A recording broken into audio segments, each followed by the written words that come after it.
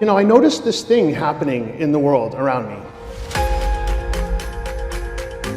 And I'm sure you've all seen this too, and you're all living through this in the places you live and the places you work. We're having too many fights about how old we are. In about the 1940s, 1950s, we developed these series of categories, these buckets that we started to put people into. 18 to 24, 25 to 36, 37 to 45, 46 to 54, 55 to 64, 65 plus.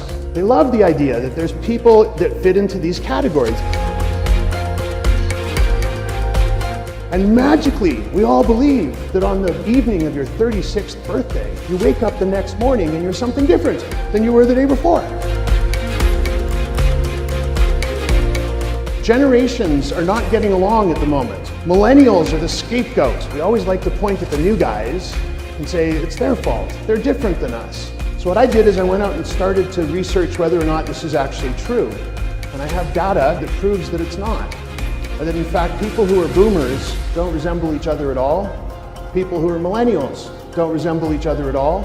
And there's no reason for us to be having fights about how old we are and using those outdated demographic stereotypes to figure out how we're going to move forward. If you don't understand the values of the people that you're doing it for, you need to take a step back and think about that first. You need to understand what people feel is most important, and then plan your project, plan your initiative, plan whatever it is you're trying to do around those values. What we value, what we think is the most important thing in our day, in our life, determines every decision that we're going to make.